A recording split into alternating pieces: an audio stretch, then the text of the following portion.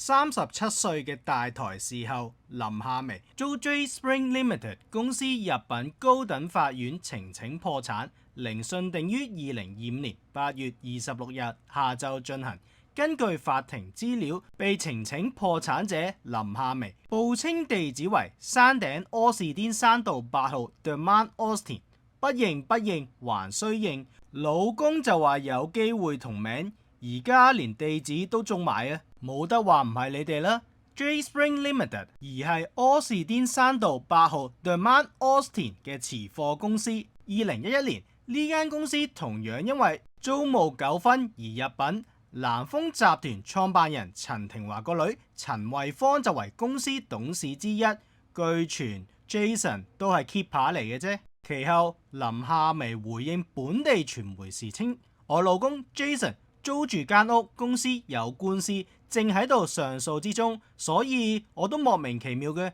而家交晒俾律師處理，我哋冇收到任何嘅通知。之前大家都睇過林夏薇條片。佢哋嘅財務問題我就唔再重複啦，反而今集會講下陳慧芳同埋佢老豆創立嘅南豐集團。南豐低調嘅香港真老牌家族，有富豪二叔公之稱，而講到南豐，一般人第一時間會諗起佢嘅爭產案。而家去片，細細個教科書教香港地少人多，出咗嚟社會做嘢，學識香港地少爭產案多，有華懋嘅森寶同家翁爭產案，有新地兄弟分家唔成反目成仇，賭王嘅何家身家何家分，亦有霍家爭產案對簿公堂，好似豪門唔爭下家產都算唔上豪門，咁又係敗家仔最忌有大志，富二富三代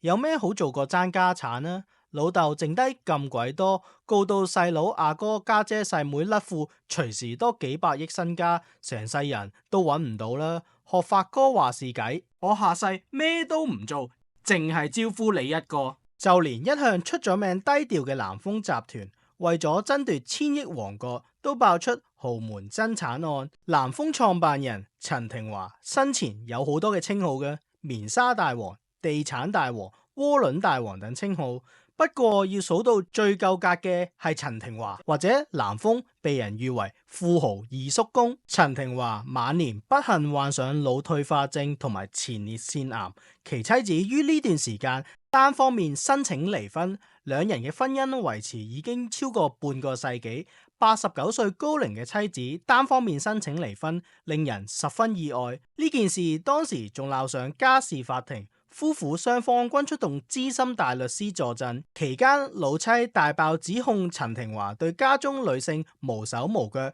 同埋曾經對佢不忠。臨老先家醜外揚，陰公。其實陳庭華喺得悉自己會逐漸喪失記憶力後，已經計劃咗點樣處理自己巨額嘅家產㗎啦。佢早已立下遺囑，將90%半嘅家產就撥作慈善用途，留低5% 俾後人。而美國嘅業務交俾長女陳慧芳打理，香港南豐則由陳維偉接管。當時兩姊妹對呢個安排都冇異議，但後嚟兩姊妹突然間為此決裂。陳慧芳透過母親入稟法院控告細妹陳慧慧，雙方不斷對簿公堂。其實大家都喺度爭緊香港南豐嘅管理權。陳庭華1923年出生於寧波一個貧困家庭，19歲輟學跟絲綢商人做學徒，天生就算死草。20歲出頭已經上咗位，幫老細打理緊幾間公司。1949年，佢帶住30萬喺上海走佬嚟香港，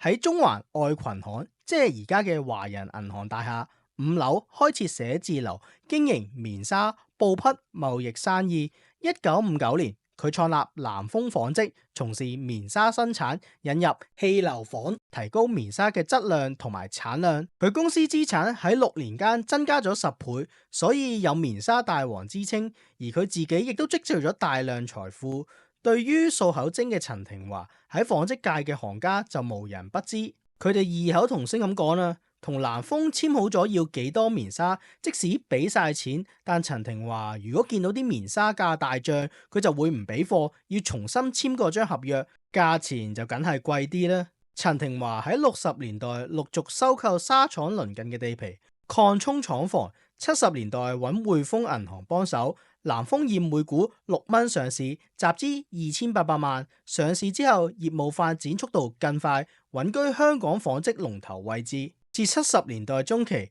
陳廷華就有感紡織業將走下坡，佢將重心發展轉向地產同埋股票。佢早喺67年地產低潮時候，已經大量收購廠房同埋 Letter B 乙種土地權益換地證書，所以地價成本極低。例如將軍澳廣場、南豐廣場等，都係用換地證換取嘅。1976年，佢同時以4000萬向太古買入鰂魚涌地盤，並發展成為南豐新村，係南豐第一個大型住宅發展項目。1980年代，香港樓市低迷，陳廷華率先以低價推售屯門風景園，全城搶購。至1994年推售沙田湖景花園時，又推出10成樓宇按揭，市場反應熱烈。到1989年，陳廷華以10億私有化資產豐厚嘅南豐喺香港交易所除牌，因此其後佢嘅資產就唔能夠準確得知。不過據多間媒體推算，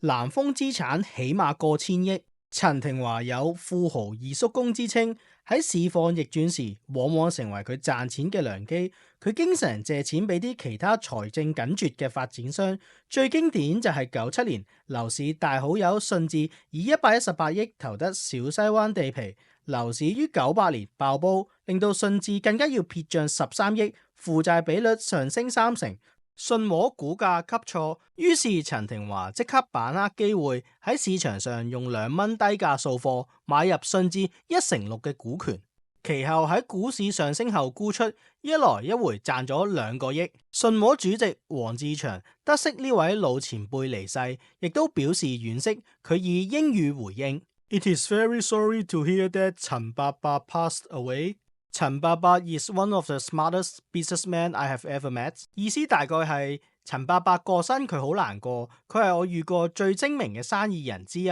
陳廷華亦都出手救過林建岳嘅麗新發展同埋羅旭瑞嘅世紀城市，因篇幅所限，呢度就唔詳細介紹啦。南豐雖然唔係上市公司，但陳廷華喺2010年福布斯富豪排行榜中位列第8。不過估計佢嘅身家較當時公佈嘅240億港元仲要多得多啊！南豐係山頂嘅大地主，經常以高價投山頂嘅地皮，好似07年以6億買入山頂金道，同年再以17億買入山頂加列山道7號同埋9號。之後同九倉以100億投得山頂聶歌信山道地皮。南豐高峰時喺山頂至少有10幾塊地皮。2012年初，南豐喺新加坡發行債券，向新交所披露嘅財務文件顯示，南豐1965年涉足地產，至今已投資超過130個地產項目。2011年3月有推算，一年盈利接近62億，連同股票投資同埋海外嘅物業，南豐嘅資產當時市值超過810億。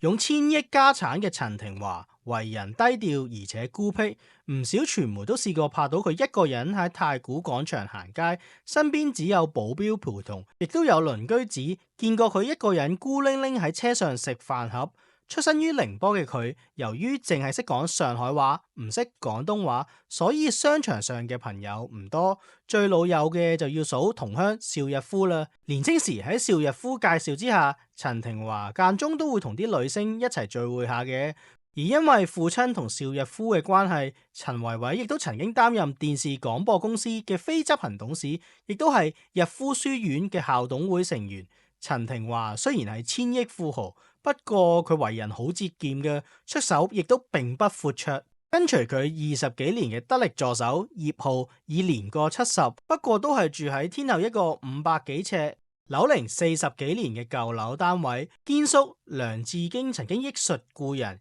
佢話記得70年代南豐委託新世界旗下嘅協興幫佢起北角嘅一個地盤，有啲嘢其實佢可以俾啲細嘅做嘅，但佢會親自打電話俾你，問得好細緻。我覺得佢處事好嚴肅，不過佢份人又冇乜架子嘅，佢係老細級，但佢會主動同你打招呼嘅。有啲南豐嘅職員透露，佢將個董事長嘅職位交咗俾陳維偉之後，都會返辦公室繼續同同事打招呼㗎，而且佢節儉嘅性格依然冇變，佢會睇下邊個同事唔熄燈、唔熄電腦，唔准大家浪費公司資源㗎。除咗投資地產之外，陳庭華亦中意透過金融工具嚟揾錢。90年代初，佢一口氣發行咗15種藍籌 covered warrant， 有長實、新地同埋合和，一舉套得9億幾元，因此贏得窩輪大王稱號。同時間，佢又趁 Citibank 嘅股價跌至2至3美金時，大手買入，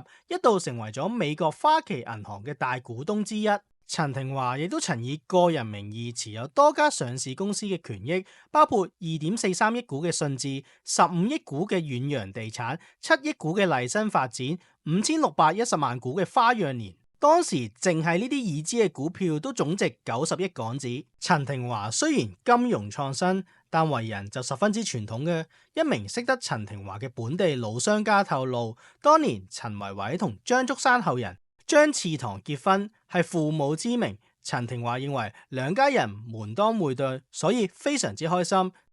陳氏一家以往每逢星期日嘅中午都會喺阿爸陳庭華位於山頂 Middle Gap Road 嘅大宅舉行家庭聚會，陳維偉同埋陳慧芳都會出席嘅。而細女陳維偉就深得父親陳庭華嘅寵愛，陳庭華唔止一次咁講維偉似我，而阿媽楊福娥又名楊福和就中意大女慧芳多啲。1978年，陳維偉出外國讀書，信服佛教嘅陳庭華特登將本來5集嘅護身畫集精簡成一冊，等佢出國留學時方便隨身攜帶閱讀，得閒睇下學習下做人道理。1985年，陳維偉由美國回港，當時27歲嘅佢加入南豐紡織任職，陪喺阿爸身邊學做生意。一個老牌紡織廠老闆回憶，陳庭華嗰時帶住陳維偉去見客，學做生意，培育佢去接班嘅。一名荃灣地膽地產界老行專子，